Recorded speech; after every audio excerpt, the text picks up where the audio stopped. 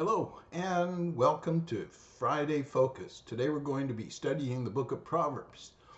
And we do not focus on what is seen, but on what is unseen. Hey, don't you just love Proverbs? They seem to capture everything you need to know about a given subject in just a few words. Some Proverbs are chock full of wise instruction. Others sum up situations to avoid.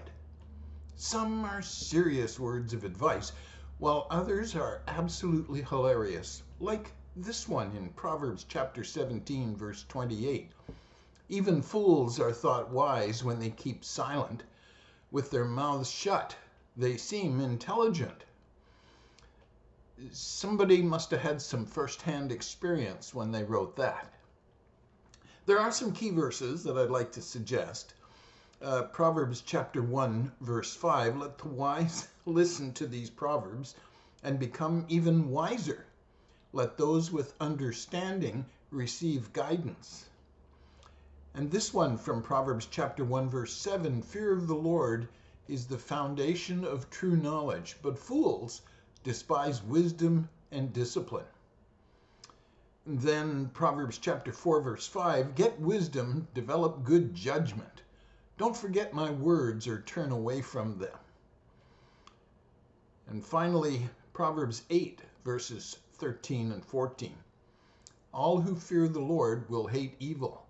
Therefore, I hate pride and arrogance, corruption and perverse speech. Common sense and success belong to me. Insight and strength are mine. Those proverbs were written from a lot of experience. So we want to take a look at Proverbs because it will do us good. And we want to answer our questions that we normally ask. So the first one is, who wrote Proverbs? The majority of the Proverbs were written by King Solomon. Note the very first verse of the first chapter of Proverbs. It says, these are the Proverbs of Solomon, David's son, king of Israel, Proverbs 1:1. However, it's also likely that Solomon compiled and edited Proverbs from other sources. Proverbs, like the Psalms, tell us that there were other writers of various sections of the book, such as a collection of the words of the wise in Proverbs 24:23. As well as the words of King Lemuel in chapter 31. So it would appear that Proverbs is a compilation of several authors. When was Proverbs written? The Proverbs of Solomon were first written around 900 BC during his reign as king.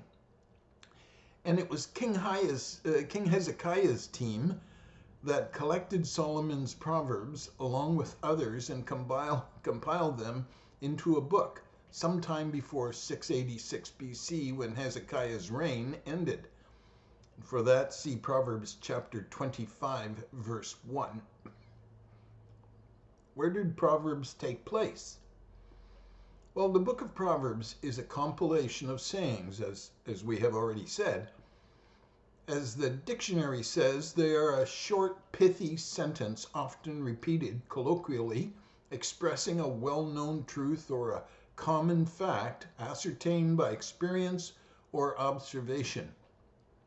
It's also a popular saying which briefly and forcibly expresses some practical precept. It could be an adage or a wise saw, often set forth in the guise of a metaphor and in the form of a rhyme and sometimes alliterative. Most were written during Solomon's reign and have their roots in observations of life in Israel. Its later compilation was under King Hezekiah in Judah. So, what is Proverbs about? The theme of Proverbs is difficult to point out in that, unlike a story, there is no plot or character to follow. However, that doesn't necessarily mean that there wasn't a point to the book. As the book opens, we're told quite clearly the reason the book was compiled. Referring to his Proverbs, Solomon wrote the following: "Their purpose is to teach people wisdom and discipline, to help them understand the insights of the wise. Their purpose is to teach people to live disciplined and successful lives, to help them do what is right, just, and fair. These proverbs will give insight to the simple, knowledge and discernment to the young." Proverbs chapter 1, verses 2 through 4. So, really, Proverbs is about life. How to navigate its complexities by gaining wisdom. How to connect with our Creator and put that wisdom to good use. If this life was, say, a product of IKEA, Proverbs could very well be the instructions for how to put it together correctly. So, why was Proverbs written? Well, again, we turn to Proverbs chapter 1, verse 2. Their purpose is to teach people wisdom and discipline, to help them understand the insights of the wise. It has been said that there is a big difference between knowledge and wisdom. For instance, knowledge would be knowing that a tomato is a fruit, whereas wisdom is knowing enough not to put it in a fruit salad. The accumulation of pure, unadulterated facts is knowledge. However, wisdom is the ability to put all those facts to the best possible use, which, of course, is to see people, events, and situations as God sees them. This is what Solomon was after. Note the rest of his opening words. "Let the wise listen to these proverbs and become even wiser. Let those with understanding receive guidance by exploring the meaning in these proverbs and parables, the words of the wise and their riddles." Proverbs 1, verses 5 and 6. You see, the Proverbs reveal the mind of God on all matters that pertain to life and godliness. Proverbs are practical advice on everyday subjects. You might say it's really everyday answers for everyday people with everyday problems. So, what would be the Proverbs takeaway? We've said a few things that could be incorporated into the takeaway, but is there something specific that we, when reading Proverbs, can learn and take into our life and take with us as we go through life? Well, the target for us 21st century believers in the book of Proverbs can be summed up in just 5 words. Read it, then live it. That's right, 5 words. Read it, then live it. Proverbs is like a telescope or a microscope. Both are designed to focus our sight and attention on something, to bring it closer, close enough for us to see clearly what needs to be seen and to take any necessary action with all due haste and diligence.